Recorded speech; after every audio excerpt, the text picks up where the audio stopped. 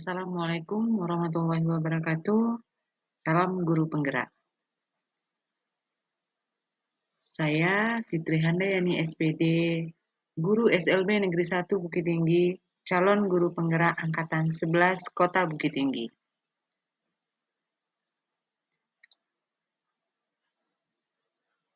Pada tayangan kali ini, saya akan mempersembahkan diseminasi budaya positif yang dilakukan di SLB Negeri 1 Bukit Tinggi. Dokumentasi dalam pembuatan keyakinan kelas.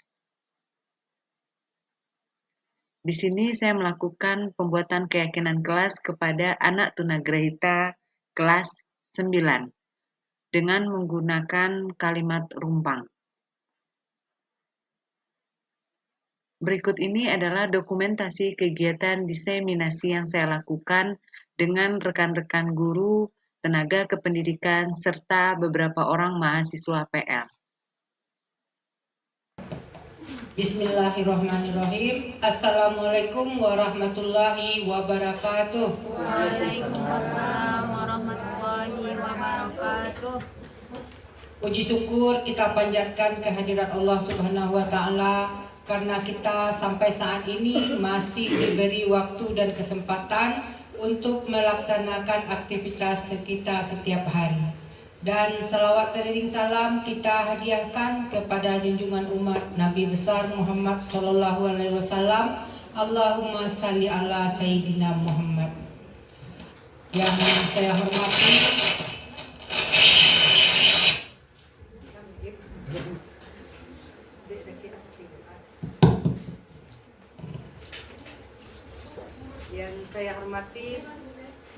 Bapak, Ibu,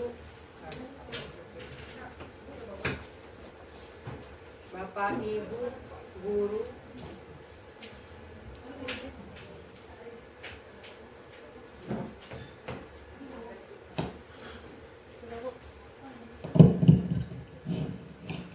baik Bapak Ibu, kita lanjutkan. Yang saya hormati Bapak Ibu guru SLB Negeri 1 Bukit Tinggi, terkhusus kepada CGP atau calon guru penggerak kita dari SLB 1 Bukit Tinggi, Bu Fitri Handayani dengan Bapak Ibadur Rahman. Terima kasih kepada Bapak dan Ibu yang sudah sudi atau bersedia untuk menghadiri kegiatan diseminasi yang akan disampaikan oleh Bu Fit dan Pak Ib ke depan dalam rangka berbagi praktek baik apa yang telah beliau dapatkan dalam kegiatan program CGP tersebut. Salah satunya adalah mengenai disiplin positif dalam modulnya budaya positif. Ini sangat menginspirasi bagi kita. Apa-apa yang disampaikan oleh Bu Fit maupun Pak Ib nanti mudah-mudahan menginspirasi bagi Bapak dan Ibu semuanya, sehingga bisa kita adop dan kita jadikan itu budaya di sekolah kita.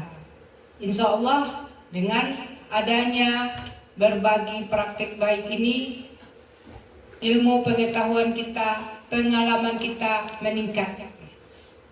Dan itu akan meningkatkan prestasi kita di sekolah dan meningkatkan kualitas hidup kita nantinya. Bapak dan Ibu, karena Bu Fit tadi menyampaikan untuk membuka kegiatan ini, maka dengan mengucapkan Bismillahirrahmanirrahim, kegiatan diseminasi budaya positif bagi CGP hari ini dibuka dengan resmi.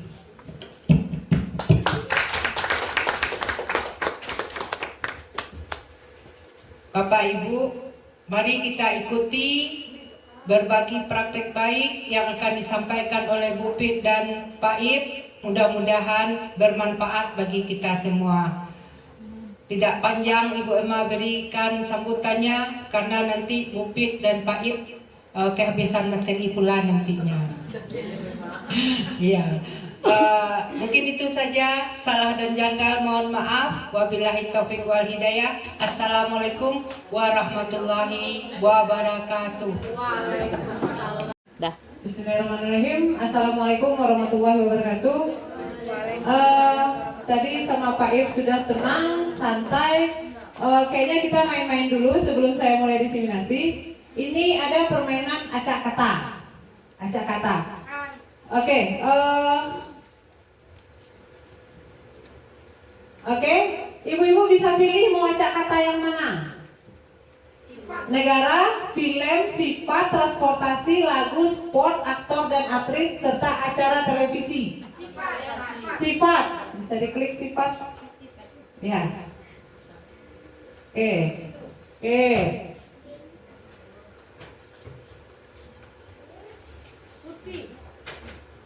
Oke. Nah, itu kira-kira apa jadinya? Apa? Kreatif. Coba diklik. Ya. Bagus. Kata yang kedua. Apa? Komunikatif. Yuk. Santiang. Lanjut, satu lagi. Sombong. Benarkah? Good. Oke, lanjut ke kata keempat. Baik. Ayo, apa itu? Angin dingin. Adonai. Silakan Bapak Ibu.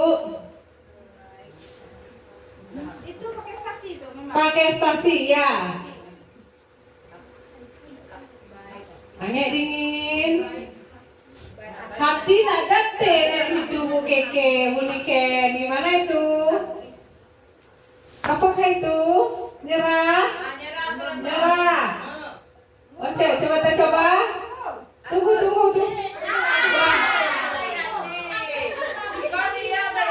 Udah cocok ya? Oke, lanjut. Apa satu lagi? Itu.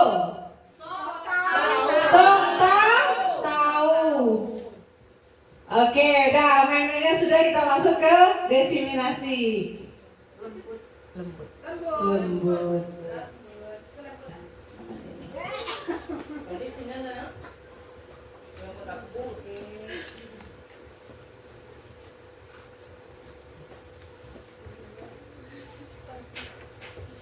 Oke, materinya tidak jauh berbeda dengan Pak Ip, sama saja.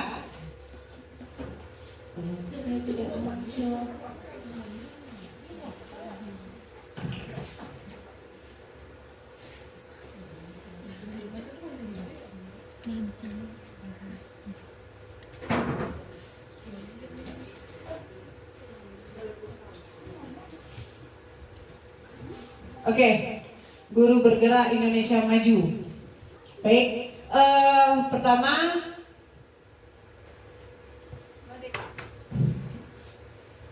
menyebarkan pemahaman dan penerapan pengalaman budaya positif. Oke, identitas, saya Fitra Dayani, guru SLB Negeri 1 Bukit Tinggi, calon guru penggerak angkatan 11 Kota Bukit Tinggi. Oke, kita masuk ke budaya positif. Budaya positif merupakan perwujudan dari nilai-nilai atau keyakinan universal yang diterapkan di sekolah. Budaya positif dapat mendorong murid untuk berpikir, bertindak, dan mencipta sebagai proses memerdekakan dirinya, sehingga murid mampu mandiri dan bertanggung jawab. Konsep inti budaya positif terdiri dari beberapa bagian. Yang pertama, perubahan paradigma belajar. Yang kedua, disiplin positif. Yang ketiga, kebutuhan dasar manusia. Yang keempat, motivasi perilaku manusia. Yang kelima, posisi kontrol guru. Yang keenam, keyakinan kelas. Dan yang terakhir, segitiga restitusi. Perubahan paradigma belajar. Pembelajaran dengan paradigma baru merupakan pembelajaran yang dirancang berdasarkan prinsip pembelajaran berdiferensiasi, sehingga para murid belajar sesuai dengan kebutuhannya. Kalau kita penggal katanya sampai di sana, sepertinya ini bukan hal baru bagi kita di SLB. Karena SLB pasti menerapkan pembelajaran berdiferensiasi. Satu kelas 5 orang anak memiliki kemampuan yang beragam, cara penanganan yang beragam, cara menghadapi yang beragam. Berdasarkan tahap perkembangan sesuai teori psikologi modern untuk mewujudkan profil pelajar Pancasila. Disiplin positif. Disiplin positif adalah pembiasaan-pembiasaan hal yang baik mencakup sikap dan perilaku maupun tutur kata oleh seluruh warga sekolah, terutama bagi murid agar dapat berkembang menjadi pribadi yang kritis, mandiri, dan bertanggung jawab. Sebagai pendidik, tujuan kita adalah menciptakan murid yang memiliki disiplin diri sehingga mereka berperilaku mengacu pada nilai-nilai kebajikan universal dan memiliki motivasi dalam diri menuju perubahan perilaku ke arah yang lebih baik. Ini kebutuhan dasar manusia. Kebutuhan dasar manusia merupakan sesuatu yang kita lakukan untuk mendapatkan apa yang kita inginkan. Seluruh tindakan yang kita lakukan memiliki tujuan. Semua usaha terbaik yang kita lakukan juga agar kebutuhan dasar kita terpenuhi. Kebutuhan dasar manusia yang pertama, bertahan hidup. Makan, pakaian bisa disebut dengan kebutuhan primer. Yang kedua, kebutuhan akan kasih sayang dan rasa diterima. Rasa diterima, dipedulikan, berbagi, bekerja sama, menjadi bagian dalam kelompok. Penguasaan, harga diri, keinginan untuk dianggap memimpin dan berprestasi diakui dengan benar. Baik, kita lihat dari 3 ini, mungkin kita sadar, mungkin kita terlupa ketika timbul masalah bagi anak kita. Mungkin sering ditemukan anak kita yang ngompas uang temannya untuk dia belanja di kantin. Pertanyaannya adalah ketika itu yang kita lakukan adalah mangawak mengompas surang. Pertanyaan kita itu. Nah, ternyata kita lupa bahwasanya dia punya kebutuhan dasar yang belum terpenuhi. Contoh, anak ini setelah kita dekati, kita tanya, ternyata memang dia belum sarapan pagi. Ternyata dia juga tidak dikasih belanja sama orang tua. Sehingga apa yang terjadi? Dia mengompas temannya, dia ambil makanannya, belanja makanan untuk dia memenuhi kebutuhannya untuk bertahan hidup. Yang kedua, kasih sayang dan rasa diterima. Saya jadi ingat dengan anak kita yang Fitri, yang tunadaksa. Ibu-ibu yang lama di sini mungkin tahu dia suka teriak-teriak, bacari-carui. Dan apa yang terjadi? Mengapa dia seperti itu? Ternyata kita lupa mencari tahu bahwasanya di rumah itu yang dia dapat dari orang tua. Dia tidak mampu melakukan sesuatu, dia dimarahi, dia dipukul, dia dipacarian. Dan itulah yang dilakukannya kembali di sekolah. Berarti dia di rumah tidak mendapatkan yang namanya kasih sayang dan rasa diterima. Oke, kita lanjut ke penguasaan. Nah, ini biasanya kira-kira ini anak kita banyak sekarang ibu-ibu ya, karena dia merasa seperti anak kita yang lagi puber. Raffi, Andika, Gibran, Raffi, Abdurrahman, dia merasa dia berani loh di sekolah. Dia yang paling besar karena dia ingin diakui bahwasanya dia punya harga diri dan dia ingin memimpin dengan dari teman-temannya. Dan itu adalah kebutuhan dia. Tapi bagaimana kita seorang guru bisa memenuhi kebutuhan tersebut tapi dengan cara yang tepat. Oke, kita lanjut ke kebutuhan kebebasan. Mandiri, memiliki pilihan, mencoba hal baru, mampu mengendalikan arah diri. Nah, di sini kita mencoba memberikan kebebasan kepada anak-anak kita dengan catatan lewat pelajaran dia memilih keterampilan vokasional yang mana yang dia suka. Tetapi karena keterbatasan guru, akibatnya kita juga belum bisa memenuhi kebebasan keinginan dari siswa-siswa kita sendiri. Kesenangan, nah ini mungkin dari bermain, humor, antusias dan tertawa. Mungkin kita sering melihat siswa-siswa kita yang ketawa ke TV, yang obrol sana obrol sini, ya itulah kesenangan mereka. Baik, kita lanjut ke motivasi perilaku manusia. Motivasi itu ada 3 Bapak Ibu. Yang pertama itu untuk menghindari ketidaknyamanan atau hukuman. Contoh, kita sebagai guru, awak capek lah datang ke sekolah, beko kane dando. Atau awak capek lah datang ke sekolah, beko TPP dipotong. Berarti kita melakukan itu bukan karena kesadaran, tapi karena kita takut ketidaknyamanan dan hukuman. Yang kedua, untuk mendapatkan imbalan atau penghargaan dari orang lain. Awak pagi kok capek wak ibu kok. Dia kan puji di kepala sekolah. Itu juga masih belum motivasi yang berupa. Maaf, ini saya terbalik ini. Yang di atas itu ekstrinsik ya ibu ya, yang di bawah ya intrinsik. Jadi ekstrinsik itu artinya adalah motivasi yang timbul itu gara-gara takut kena hukum, ingin mendapatkan pujian. Nah itu ya motivasi masih dari luar. Sedangkan motivasi dari ekstrinsik, dari intrinsik, dari dalam, untuk menjadi orang yang mereka inginkan dan menghargai diri sendiri dengan nilai-nilai yang mereka percaya. Contoh, saya harus datang sebelum jam 7:30 di sekolah karena tugas saya sebagai guru dimulai dari jam 7:30. Itu datang dari dalam diri. Nah itu baru yang disebut dengan motivasi intrinsik. Sedangkan yang 2 di atas, karena ketidaknyamanan dan hukuman serta ingin mendapatkan imbalan serta penghargaan, itu yang disebut dengan motivasi ekstrinsik. Nah itu saya mencontohkan dari kita guru. Begitu juga dengan anak-anak kita. Saya rasa anak-anak kita mungkin masih memiliki motivasi yang ekstrinsik. Datang ke sekolah takut karena hukum, beko BPR, beko kalau nggak BPR, nggak berang ibu itu kawak beko. Nah masih yang seperti itu. Nah berarti itu ekstrinsik. Sedangkan di budaya positif, sebaiknya kita menciptakan bagaimana motivasi itu datang dari dalam, dari diri kita sendiri. Oke, kita lanjut. Ini ada 3. Saya rasa ibu bapak yang sudah ikut tindak lanjut di PMM sudah membahas ini, hukuman, konsekuensi, restitusi. Kita lihat bedanya apa ya. Hukuman yang pertama tidak terencana atau tiba-tiba. Contoh, anak kita terlambat baris kiri kanan saat upacara. Tiba-tiba, terlambat jelek. Dong, gini bersihin kamar mandi. Kan itu tuh tidak ada rencana ibu bapak. Dari kemarin-kemarin beko kalau hari Senin anak terlambat, wah masulah nyembersihkan kamar mandi. Kan tidak ada.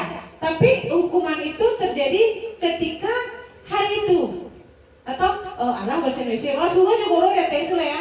Nah itu timbul di saat itu saja. Yang kedua, murid tidak tahu apa yang akan terjadi dan karena dia tidak dilibatkan. Ini tidak tahu dong, latibo nyata lambe. Mau ayo. Ini bilang paling itu saja, dia tidak tahu hukuman. Yang ketiga, bersifat satu arah. Satu arah maksudnya adalah hukuman itu hanya disampaikan dan diberikan oleh guru ke siswa atau yang lain. Jadi cuma satu, tidak ada saling berbicara mau nggak hukuman seperti itu. Yang berikutnya berupa hukuman fisik dan psikis. Fisik bisa berupa menyuruh anak membersihkan WC atau dengan memukul anak. Kalau psikis bisa dengan kata verbal. Oke. Konsekuensi yang pertama, konsekuensi itu terencana atau disepakati sesuai aturan. Yang kedua, murid tetap dibuat tidak nyaman. Yang ketiga, sikap guru selalu memonitoring guru. Walaupun ini datangnya dari siswa, tapi ini masih bersifat keterpaksaan. Oke, kita lanjut ke restitusi. Proses menciptakan kondisi bagi murid untuk memperbaiki kesalahan. Proses kolaboratif yang mengajarkan murid untuk mencari solusi sendiri. Jadi seperti yang disampaikan oleh Pak Ib tadi, di video Pak Ib mungkin tadi sudah disampaikan oleh Pak Ib, ketika anak terlambat, apa yang menyebabkan dia terlambat? Dia yang menjawab. Apa yang akan kamu lakukan setelah ini? Dia lagi yang menjawab, bukan guru yang menjawab. Itu yang restitusi. Oke, kita lanjut. 5 posisi kontrol guru. Dari gambar sudah terlihat ya Bapak Ibu, penghukum, pembuat rasa bersalah, teman, manajer, dan pemantau. Nah, ini dia contoh penerapan 5 posisi kontrol guru. Saya harap setelah saya jabarkan ini, kita bisa, saya tidak minta Ibu Bapak menjawab langsung, tapi jawab saja di dalam hati masing-masing. Kasus murid tidak menggunakan atribut lengkap saat upacara. Kalau penghukum, dia akan ngomong patuhi aturan sekolah dan berdiri dari barisan. Atau anak yang terlambat, misalnya, mana watar lambe, berasa WC, itu penghukum. Ya, yang kedua, pembuat rasa bersalah.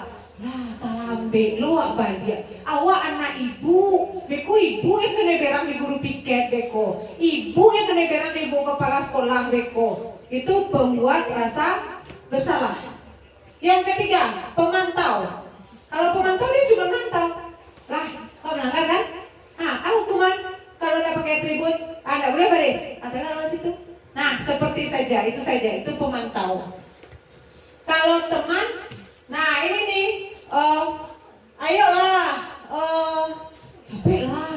Lebih kok ibu kan apa Capek lah sama ibu. Dapat ade dong, kalek saya sekali. Awak kawan bi, capek lah. Nah itu kita menganggap diri teman dengan murid. Yang kelima, manajer. Nah ini manajer ini akan balance dia dengan restitusi. Kenapa? Karena di posisi manajer kita akan meminta anak menyadari kesalahannya apa, menghubungkan nanti hukum konsekuensi atau apa yang akan dilakukan setelah itu dari anak, itu manajer. Nah, sekarang ketika saya kemarin lokakarya, ketika ditanya posisi ini, saya merasa ternyata ujung dari 5 kontrol guru ini adalah kita sebaiknya nanti ujung-ujungnya menjadi seorang manajer. Tapi selama ini yang saya lakukan ternyata saya masih berada di posisi teman. Saya menganggap siswa saya teman dan ternyata itu juga tidak baik, ada negatifnya. Jadi Bapak Ibu silakan pikirkan sendiri, jawab sendiri posisi Bapak Ibu di mana? Di penghukumkah? Di pembuat rasa bersalahkah? Di pemantau, di teman, atau di manajer? Oke, kita lanjut. Keyakinan sekolah atau kelas. 1. Guru berperan dalam mewujudkan terbentuknya keyakinan sekolah atau kelas dengan adanya kesepakatan antara murid dan guru.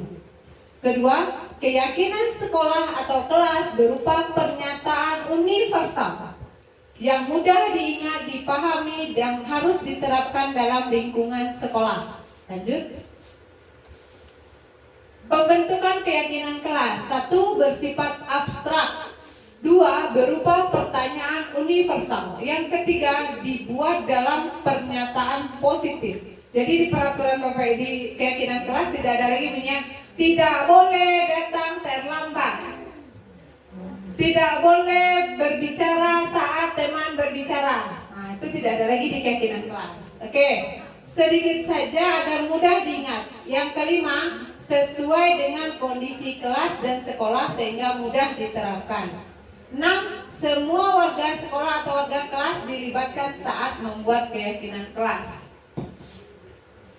Segitiga restitusi. Sebuah pendekatan yang digunakan untuk membantu individu, terutama anak-anak, untuk belajar dari kesalahan mereka dan tumbuh menjadi pribadi yang lebih baik. Tujuan utama dari segitiga restitusi adalah untuk menciptakan kondisi yang memungkinkan individu tersebut untuk kembali ke kelompoknya dengan karakter yang lebih kuat. Apa maksudnya? Maksudnya adalah ketika contoh anak Bu Emi yang sifat lan ini benar-benar suka mengganggu, suka menjahili teman, suka membuat keributan di kelas. Kalau Bu Emi melakukannya dengan restitusi, berarti Bu Emi akan membawa Paklan dengan melakukan pendekatan, dengan melakukan validasi kesalahan, dengan melakukan menghubungkan dengan keyakinan kelas. yang mana tujuannya nanti Fadlan ini setelah dia mungkin karena usilnya, karena jahatnya dia tidak disenangi sama teman-teman. Tapi setelah melalui proses segitiga restitusi, Fadlan bisa diterima kembali di lingkungannya. Oke, kita lanjut. Tahap pada segitiga restitusi. Yang pertama, menstabilkan identitas. Yang kedua, memvalidasi tindakan yang salah. Dan yang ketiga, menanyakan keyakinan kelas. Media. Menstabilkan identitas. Berdasarkan prinsip membuat kesalahan adalah bagian dari proses belajar. Bukan artinya kemarin timbul pertanyaan, berarti kalau ada salah kok batuan setaruh? Bukan. Tapi kita mengajak anak itu sadar dengan kesalahannya, tapi bukan berarti dengan dia melakukan kesalahan semuanya selesai. Oke, yang kedua, berperan menggeser identitas murid dari identitas gagal ke identitas sukses. Yang ketiga, jangan mengkritik murid yang sedang mengalami identitas gagal. Ya, lanjut. Validasi tindakan yang salah. 1. Berdasarkan prinsip setiap perilaku berupaya memenuhi suatu kebutuhan tertentu. Guru yang bergeser dari pemikiran stimulus respon menjadi proaktif. Mengenali dan mengakui kebutuhan murid ini dapat memperbaiki hubungan dengan murid. Yang keempat, mempertanyakan atau pernyataan atau pertanyaan disampaikan dengan nada suara tidak menghakimi atau memojok. Lanjut. Menanyakan keyakinan kelas atau keyakinan sekolah. Teori kontrol menyatakan bahwa pada dasarnya tidak termotivasi secara intrinsik. Saat perilaku telah divalidasi dan identitas sukses telah tetap stabil, maka murid telah siap mengkaitkan keyakinannya dengan tindakannya yang salah. Oke, kita lanjut. Oke, sebelum kenapa saya mengambil contoh penerapan keyakinan kelas? Yang pertama, dulu kemarin kita sempat diskusi keyakinan kelas itu berasal dari siswa. Anak wak mah bisa. Nah kan gitu, anak kita berkebutuhan khusus dengan tunarungu dan tunagreta. Ini akan sulit untuk membuat keyakinan kelas. Tapi kita bisa melakukannya dengan menggunakan kalimat-kalimat rumpang. Seperti yang saya lakukan. Boleh? Silakan diputar videonya. Tidak usah.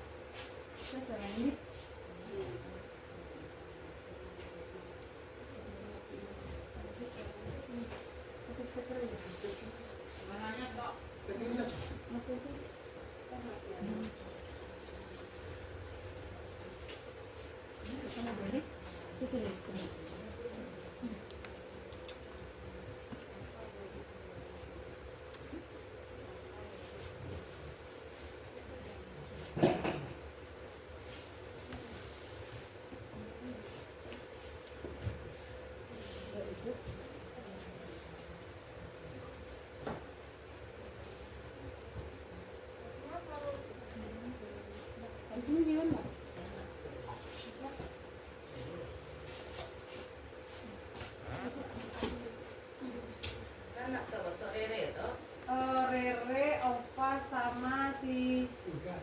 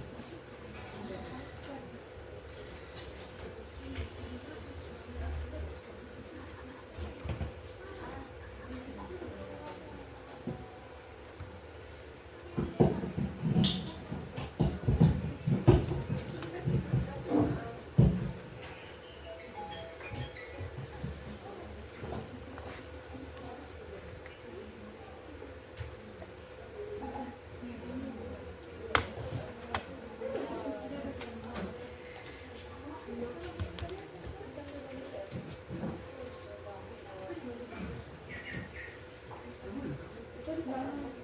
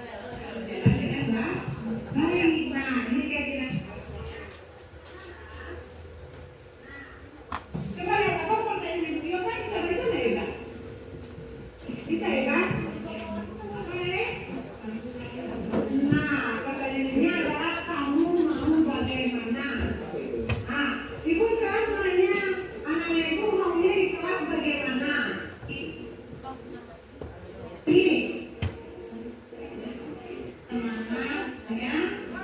Ayo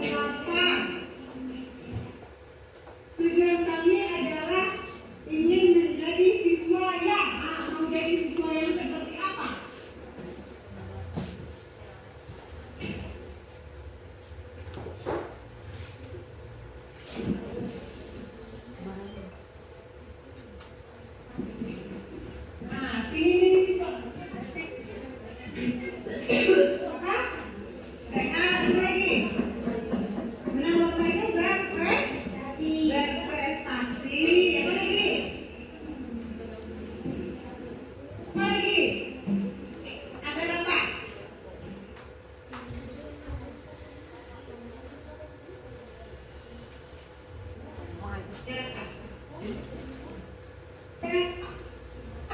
Sehat kami, apa itu kami titik. Mencari orang, mencari.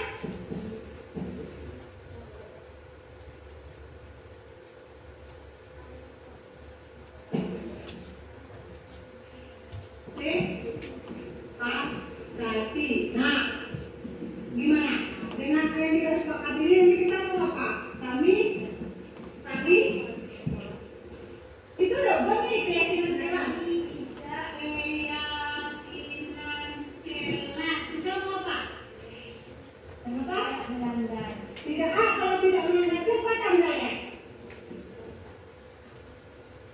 Karena tidak melanggar itu apa tandanya? Apa bahasa lain tidak melanggar? Apa ya bilang? Bahasa lain tidak melanggar apa?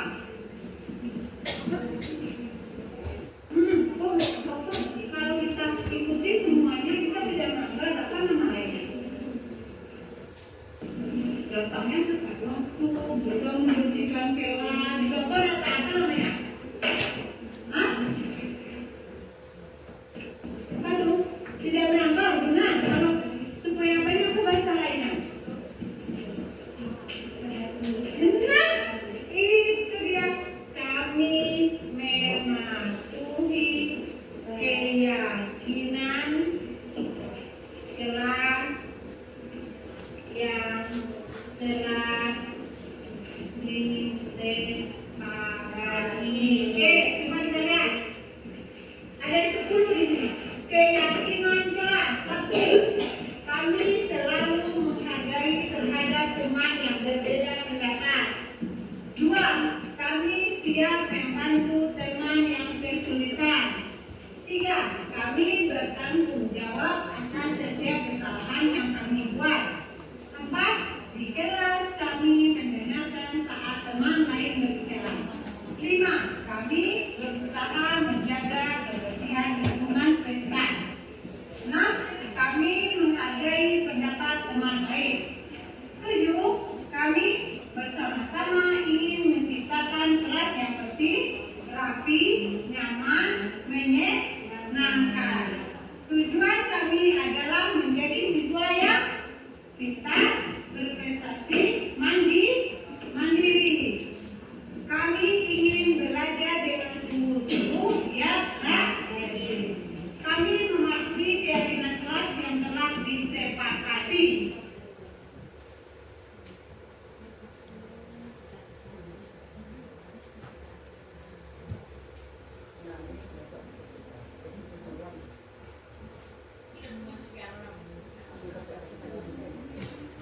Jadi setelah dicoba pun menggunakan mengisi kalimat rumpang, ternyata masih tetap susah. Jadi benar ketika kita lokakarya kemarin, untuk anak umum ini adalah hal yang mudah, karena mereka cuma bilang, ya Bu, kalau ada terlambat kalimat rumpang. Jadi waktu ini kenapa saya buat seperti ini, saya coba seperti ini diterapkan oleh guru SMP. Jadi saya cobakan juga di anak kita, sudah mengisi yang rumpang saja masih tidak bisa membuat keyakinan kelas. Jadi mungkin kita perlu usaha lagi bagaimana bisa membuat keyakinan kelas agar setiap setiap kelas itu punya keyakinan kelas, sehingga nanti akan lahirlah keyakinan sekolah. Seperti itu. Baik, mungkin ya, Bu Fitri. iya Bu. Oke. Oh benar. Sebentar Bu. Terima kasih. Berarti slide saya sudah menyatakan terima kasih. Tergerak, bergerak, dan menggerakkan. Oke. Mungkin itu saja yang dapat saya sampaikan. Kalau ada bertanya, ya siap. Nanti kalau ada ibu bapak yang bertanya, mungkin bisa kita lanjutkan ke sesi tanya jawab. Silakan Bu Emi. Assalamualaikum warahmatullahi wabarakatuh. Waalaikumsalam.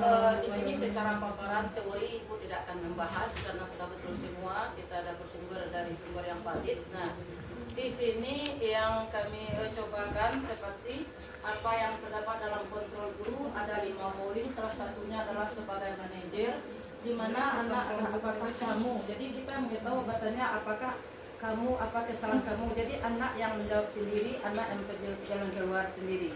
Nah, ujung-ujungnya kita membuat keyakinan kesepakatan kelas. Jadi kita harus bekerja sama dengan anak. Nah, seperti apa yang disampaikan oleh Bu Fitri tadi adalah membuat kalimat umpang, mengisi kalimat umpang. Alhamdulillah kalau anak Bu Fitri ada sudah SMP, apalagi anakku yang ada tinggal di pesantren, tapi secara membaca anak itu sudah bagus. Bagaimana dengan anak-anak kami? Jangankan untuk tahu dengan diri sendiri, untuk membaca B dan D aja anak paham, siapa dirinya tidak tahu. Sedangkan diberikan penegasan bahwa kita tidak boleh, kamu tidak boleh terlambat ya. Jadi kata finisi, kata memberikan satu hukuman kepada anak. Ya, kamu tidak boleh begini ya. Nah, kamu tidak boleh memotong pembicaraan guru ya. Nah, yang jadi ibu tanyakan contoh di kelas ibu sendiri. Nah, kelas ibu sendiri, jangankan dia tahu dengan kesalahan dia, apakah yang kamu buat, dia tidak paham. Nah, jadi dengan untuk kesepakatan dan keyakinan kelas yang kami buat kelas rendah selama ini, perlu kami perluaskan penegakan dengan walaupun dengan oral, kami tambah dengan verbal. Nah, contoh dengan gerak badan kami. Nah, contohnya kalau kita biarkan tidak boleh memotong pembicaraan orang, misalnya tidak boleh. Jadi di mana lagi letak kita sebagai penegasan kontrol kita seorang guru. Nah, tetapi apabila kita meyakinkan kepada anak dia terlambat itu dengan bahasa tubuh kita, nah kita yakinkan mungkin nanti kalau anak ibu sudah masuk ke sini, orang sudah masuk, nah apa akibatnya? Itu juga sulit anak itu menjawab COVID. Nah, jadi bagaimana solusinya bagi anak-anak kita yang tidak tahu dengan diri sendiri karena keterbatasan inteligensinya dan keterbatasan dalam konteks membaca, apalagi anak tunarungu yang minim bahasa. Nah, hanya itu yang dapat saya sampaikan. Mungkin mohon bantuannya, mudah-mudahan kita buat dapat yang kecil-kecil ini ibu ya dengan kelas sesuai dengan apa yang sudah peraturan baru. Nah, terima kasih. Wassalamualaikum warahmatullahi wabarakatuh.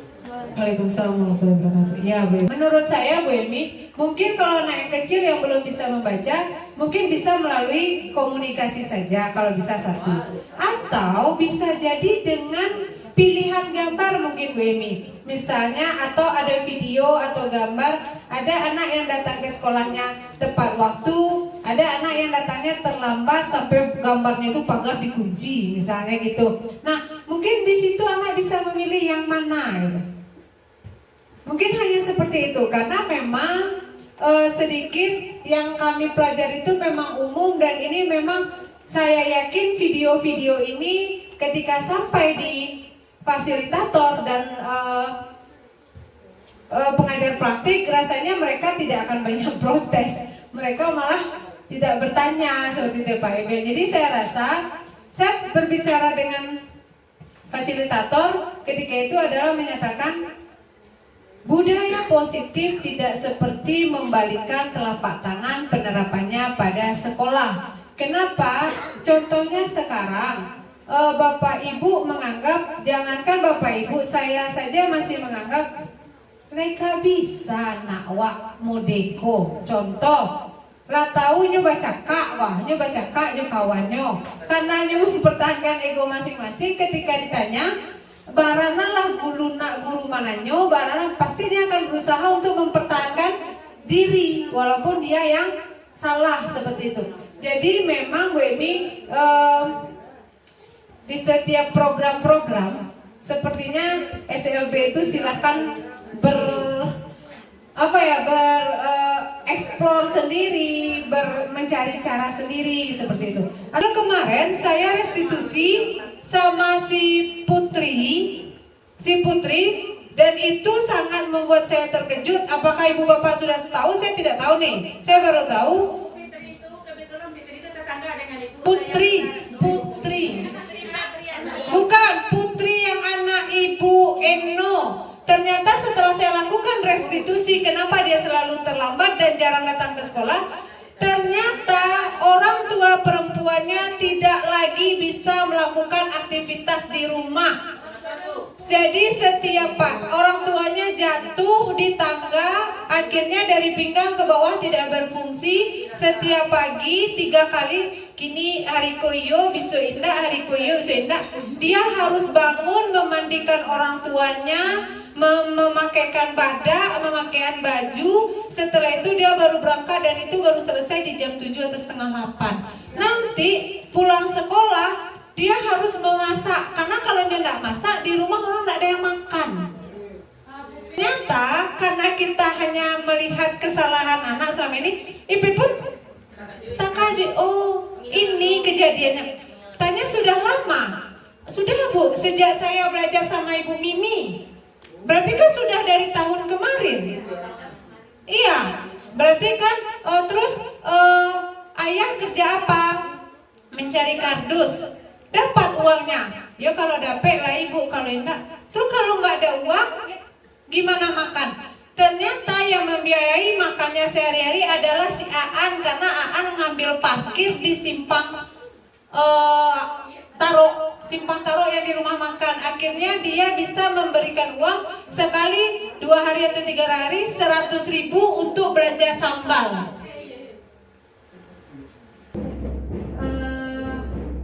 Putri di rumah apa aja kegiatannya?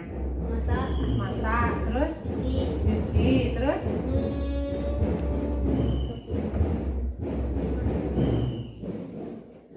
apa lagi? Membersihkan rumah? Oh, ada. Sekarang Ibu mau tanya ya. Kan Ibu lihat Putri rajin membantu orang tua, rajin membersihkan rumah, ke sekolah juga rajin. Tapi belakangan ini Ibu lihat Putri datangnya sering terlambat. Nah, kadang tidak ikut senam, kadang upacara juga tidak ikut. Nah, pasti Putri punya alasan kenapa Putri terlambat. Setiap orang itu kan punya masalah, tapi setiap masalah itu ada solusinya. Nah, sekarang Ibu tanya, kenapa Putri sering terlambat? Putri ya sering terlambat. Oh, tapi sering terlambat kan? Iya, sering terlambat. Putri pagi itu bangunnya jam berapa? Jam 6. Terus kalau sudah bangun ngapain lagi? Mandi, terus makan, terus pagi berangkat sekolah lagi. Oh, berangkat sekolahnya dengan angkot. Oh, naik angkotnya di Putri rumahnya di mana? Ya, di mana mau taruh ya? Ditaruh. Naik oto di mana tuh? Masjid Jamia. Naik mobil yang biru yang ke Baso. Terus nanti mobilnya putar-putar kemana? Anak ayah, putarnya dulu. Oh gitu. Itu yang berangkat dari rumahnya jam berapa? Jam berapa? Jam 7. Jam 7 lewat 30. Setengah 8 Putri berangkat. Kita masuknya jam berapa? Masuk kelasnya jam 8. Kalau kegiatan di halaman jam berapa? Setengah 8. Putri baru berangkat setengah 8. Itu tepat atau tidak? Tidak. Seharusnya Putri berangkatnya harusnya jam berapa? Jam 7 pas. Nanti kalau jam 7 berangkat, nanti nyampe di sekolahnya kira-kira jam setengah 8. Terlambat atau tidak? Tidak. Nah, berarti sekarang Putri untuk supaya Putri datangnya tidak terlambat, Putri bisa mengikuti kegiatan senam, kegiatan literasi, kegiatan upacara. Harusnya Putri bagaimana? Gimana? Naik Gojek bisa. Oke. Terus Putri tahu, ingat keyakinan kelas kita apa? Yang berhubungan dengan terlambat itu Putri tahu keyakinan kelas kita apa? Bukan. Maksud Ibu, apa yang menjadi keyakinan kita kalau datang itu harus bagaimana? Datangnya harus tepat waktu. Jadi karena kita mulai kegiatan setengah 8, Putri seharusnya datang paling lambat setengah 8 kurang. Ya. Nah, tadi kata Putri bangunnya udah jam 6. Tapi berangkatnya Mama dulu bersihkan badan mama. Bersihkan badan mama dulu. Mandian. Putri bangunnya jam 6. Iya. Putri langsung mandi. Iya. Mandiin mama dulu. Mandiin mama dulu. Mama sakit. Iya. Sakit apa? Kaki. Oh, enggak bisa mandi sendiri. Tidak. Jadi Putri harus mandikan dulu. Iya. Selesai mandikan mama jam berapa? bangun jam 5. Jam 5 apa nih? Tapi tadi bangunnya jam 6. Ya, tapi jam 5 mama bangun terus baru mandi selama pakai shower dulu. Oh, berarti Putri bangun tidur harus bersihkan mama dulu, Iya. mandikan mama, bersihkan pakaian mama gitu. Setelah itu baru Putri mandi Iya. jam 6. Iya. Sudah itu baru Putri makan, baru berangkat. Iya. Dan berangkatnya jadi setengah 8. Ya. Ya. Oh, terlambat. Putri tahu ya, Putri terlambat ya. Ya. Nah, sekarang supaya Putri tidak terlambat, kan tadi katanya mobilnya putar-putar. Seharusnya kalau naik ojek, kalau naik angkot uangnya ongkosnya berapa? 2.000. Kalau naik ojek? Udah 10 udah 15. 10 atau 15. Orang tua Putri kerjanya sekarang papa kerja apa? Udah. Tidak ada. Terus uang untuk kehidupan sehari-hari apa, nak? Dari siapa yang cari uang? Pinjam. Ya, ada aja suami lah. Yang kerja siapa? Bapak Bapak kerja. Kerja apa? jualan karton Jualan karton. bekas. Terus yang ngasih uang belanja bapak? Enggak, mama berdua. Mama udah lama sakit? Udah sama Bu ini. Sejak sama Bu Mimi mama udah sakit? Iya. Itu makanya Putri sering libur, sering tidak terlambat? Iya. Oke. Berarti nanti Putri, nanti kita bicarakan lagi dengan sekolah bagaimana caranya Putri agar tidak terlambat ya. Tapi Putri harus berusaha. Apa usaha Putri, nak? Usaha Putri apa yang bisa Putri lakukan supaya Putri bisa datang tidak terlambat? Kalau gaji bisa. Ojek. Tapi uangnya kan banyak. Bisa kasih. Bisa dikasih 5.000. Seharinya uang belanja dari berapa dikasih orang tua Putri? Enggak telepon, enggak tempat ini. Terus nanti kalau uangnya habis untuk ongkos pergi, pulangnya bagaimana? Pergi jalan, pulang jalan kaki. Jalan kaki dari sekolah ke Taro? Iya. Jalan simpang bebas. Bebas. Enggak, selain naik ojek, Putri biasanya apa usaha Putri agar Putri bisa datang tidak terlambat lagi? Cepat bangun. Cepat bangun. Terus cepat bersihkan mama ya. Putri usahakan dulu ya. Tidurnya jam berapa Putri? Dari 9 10. Kenapa selalu jam 10? Ada apa? Ganti. Oke. Coba usahakan lagi coba tidurnya cepat biar bangun. Assalamualaikum warahmatullahi wabarakatuh. Kelas, Ibu akan mengajar anak Ibu untuk membuat keyakinan kelas. Apa itu keyakinan kelas? Udah tahu keyakinan kelas itu apa? Keyakinan kelas itu adalah kesepakatan Ibu bersama anak-anak Ibu agar kegiatan kelas kita berjalan dengan baik. Nah, ini keyakinan kelasnya ya. Sekarang, nah, coba lihat apa pertanyaan Ibu. Yoga bisa baca nggak Yoga? Bisa Yoga? Apa Dede? Nah, pertanyaannya adalah kamu mau bagaimana? Apa itu? Nah, Ibu sekarang mau nanya, anak-anak Ibu maunya di kelas bagaimana? Apa lagi? Kelasnya bagaimana? Mau kelasnya rapi. Rapi saja? Bersih. Apa lagi? Mau apa lagi? Kalau belajarnya, belajarnya mau bagaimana? Mau belajarnya bagaimana? Mau malas-malas, mau rajin-rajin, mau semangat, atau mau tiduran, mau gimana belajarnya? Mau seperti apa? Semangat, semangat, oke. 3 belajarnya, semangat. Ada lagi? Mau apa lagi? Mau apa lagi? Kamu mau bagaimana? Nah, yo, mau apa lagi? Mau apa?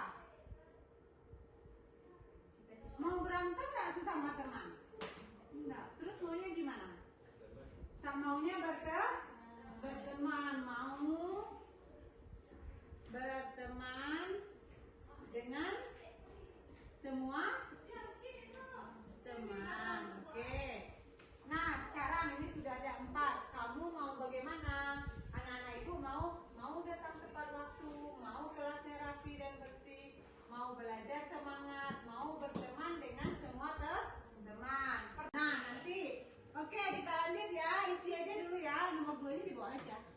Nomor 2. Ya, nomor 2.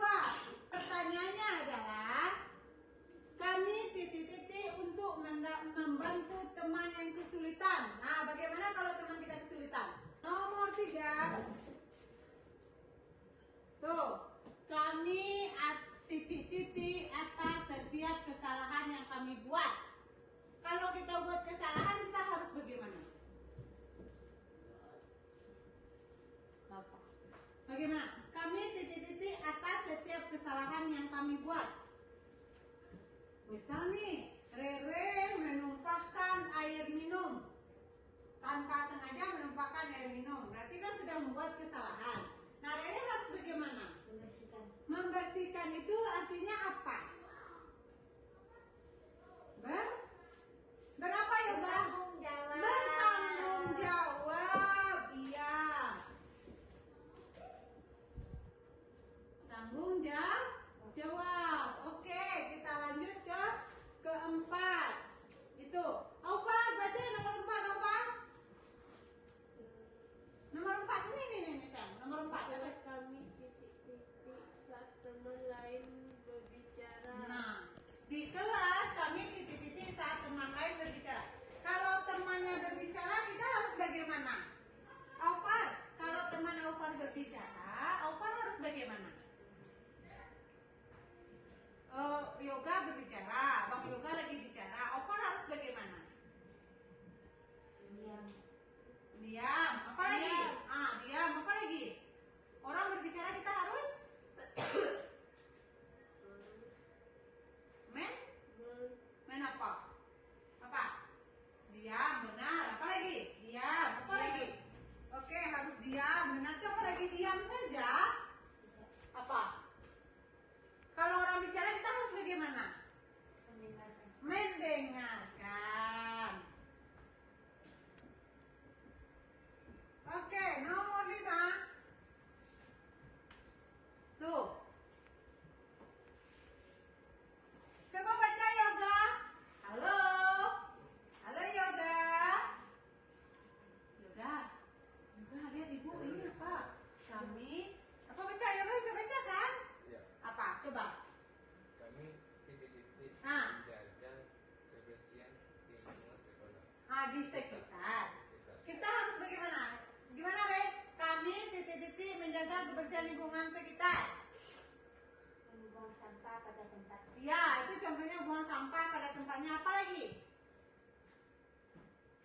Kami titik-titik menjaga kebersihan.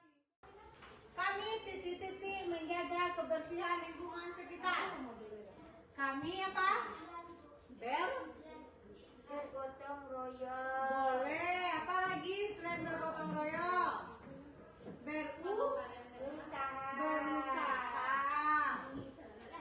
Berusaha menjaga kebersihan lingkungan sekitar. Oke, kita masuk ke nomor 6.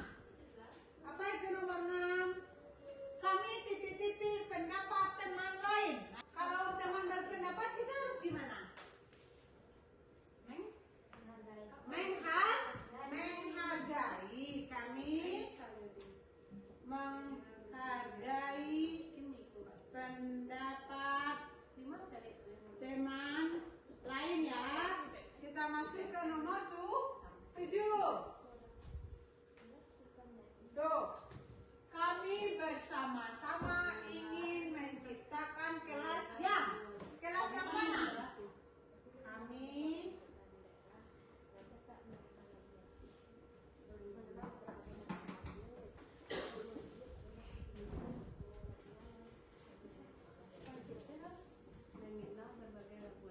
kelas yang apa?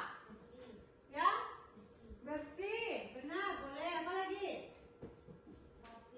Rapi, boleh. Apa lagi?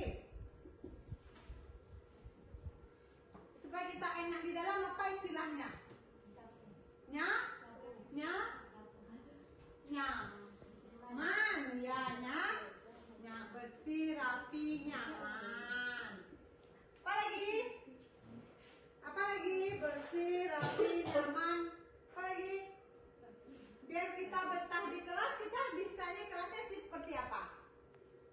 Gimana kita di kelas?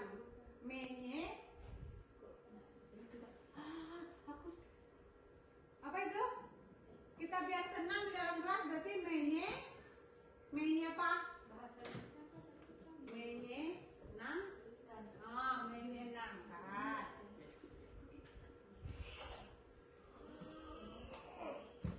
Oke, kita masuk ke nomor 8. Tujuan kami adalah ingin menjadi siswa yang mau menjadi siswa yang seperti apa?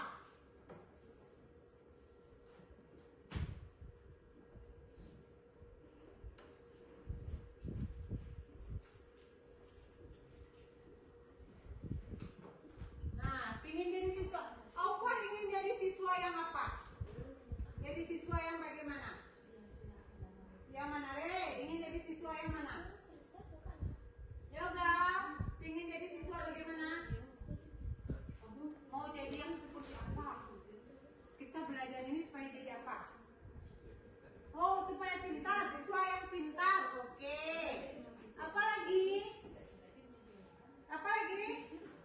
Pintar, apa lagi? Kalau ikut-ikut lomba-lomba itu tuh supaya apa kita? Apa? Sehat. Apa lagi? Menang lomba itu berprestasi. Apa lagi?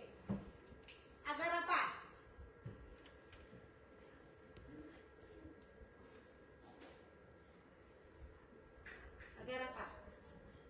Bisa mengerjakan sendiri itu artinya apa? Bisa apa?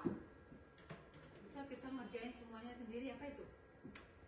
Apa itu apa? Kata-katanya bisa mengerjakan. Nah ingin belajarnya bagaimana? Baca Aufar, baca Aufar. Apa itu Aufar? Ini apa bacanya? Dengan apa ya? Nah, dengan apa? Kita ingin belajarnya dengan apa? Sungguh, apa lagi? Sungguh, apa lagi?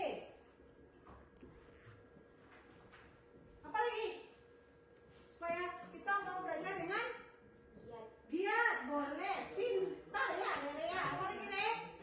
Apa lagi? Belajar dengan apa? Aufar ingin belajarnya dengan apa? Sungguh-sungguh, giat, apa lagi? Mendengarkan ibu ya. Apa lagi? Kalau belajar rajin ya. Oke. Tadi kata ibu ada 10. Ini berarti sudah kalimat tumpang yang terakhir. Apa itu? Kami apa itu? Kami titik. Baca ya, Pak. Baca kan? Keyakinan jelas yang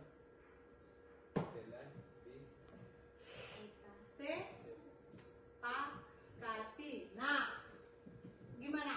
Dengan yang kita sepakati ini nanti kita mau apa? Kami kita udah buat nih keyakinan kelas. Keyakinan kelas. Kita mau apa? Tidak melanggar. Tidak. Kalau tidak melanggar itu apa tandanya? Karena tidak melanggar itu apa tandanya? Apa bahasa lain tidak melanggar? Apa Yoga?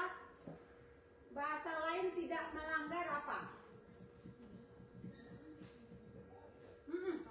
Apa? Kalau kita ikuti semuanya kita tidak melanggar, apa nama lainnya?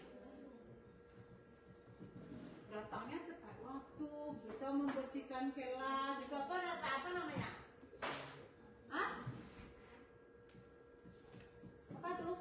Tidak melanggar, benar. Kalau supaya apanya, apa bahasa lainnya? Nah, itu dia. Kami mematuhi keyakinan kelas yang telah disepakati. Oke, coba kita lihat. Ada 10 di sini. Keyakinan kelas.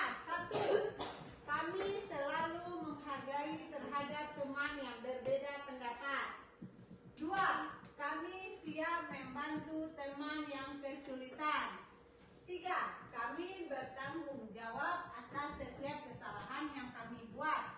4. Di kelas kami mendengarkan saat teman lain berbicara.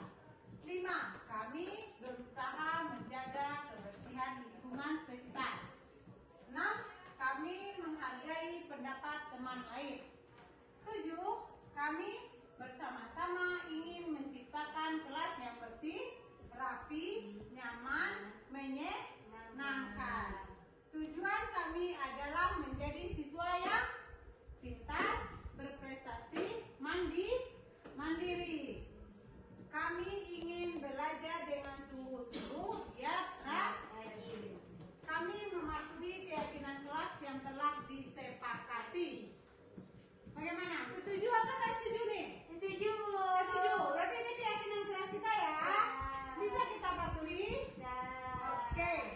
Dah? Bisa? Kita sepakat? Nanti kita buat tulisan ini di karton bagus-bagus, kita tempel di kelas ya. Oke, berarti untuk hari ini untuk membuat keyakinan kelas yang